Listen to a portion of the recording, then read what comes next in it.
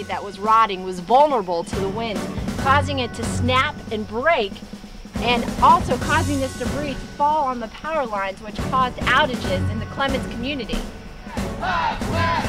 About 20 people here at the protest at the corner of Haynes Mall in Stratford, and I asked the folks we cannot be too trusting in our quaint town of Corman. In fact, there's been a spike in the number of cars broken into this holiday season.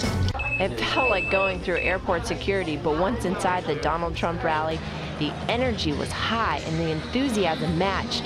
Nearly 6,100 people packed into Winthrop Coliseum and continued to pile in as Trump took the stage. You have people 5 miles back in their cars. Should we wait for them to come in? No. Something to note from the rally was there was 4 hecklers who were escorted out. One of them was a woman who was wearing a Muslim burqa.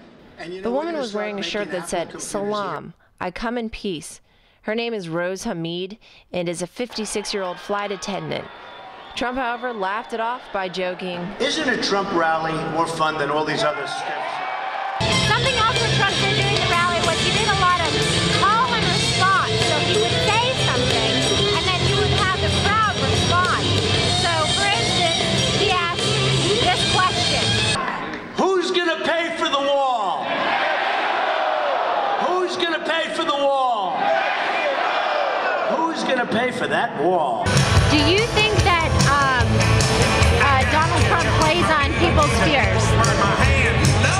No, I believe he does not play on people's fears. He highlights what is wrong. Donald Trump was quintessential Trump in that he was telling everyone why he trumps all the rest. But so far, every single person that's hit me, where have they gone? Bing, right? I'm Jill Osborn. Thanks for watching.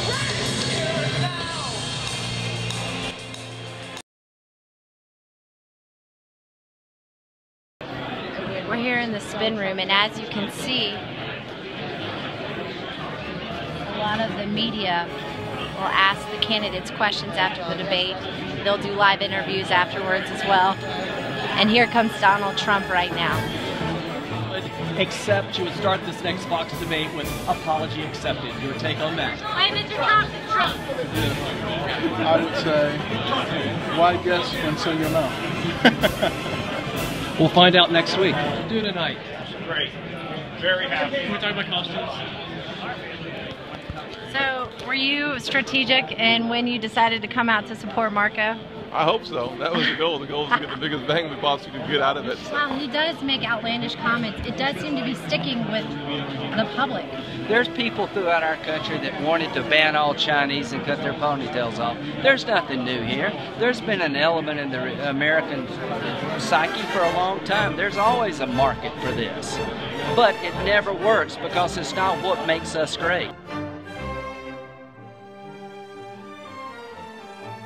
Delegates up for grabs in North Carolina tomorrow. Latest Real Clear Politics average has Donald Trump with just over 41%, Ted Cruz 28%, Kasich and Rubio behind with 11 and 10 respectively. Joining me now, Jill Osborn, political correspondent for North State Journal. So what's so fascinating out of North Carolina, you tell me, is that this year there will be more millennials voting in North Carolina than baby boomers?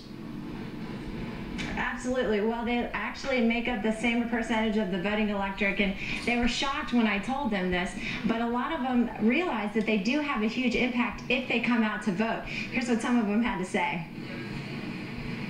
We went ahead and voted for Trump, and because we want to burn it down and start all over again. I'm actually coming out to the primaries today to vote for a Republican ticket against Trump, so I'm just going to pick somebody, not him. I think the only one that's going to win is Donald Trump, and I am not so embarrassed to be voting for him, but I don't think Cruz is really on the right track. I am voting for Ted Cruz. This vote is kind of the lesser of all evils, and maybe even more so defensive against the momentum around Donald Trump. All right, so a smattering of different opinions there, Jill. Interestingly enough, this is the first time that North Carolina you have to show an ID to vote as well? Right, and you would think that would deter a lot of voters, but actually on the first day of early voting, 60,000 people came out to vote, compared to in 2012, there was 20,000 people who came out to vote. So it certainly doesn't seem to be a problem as of yet.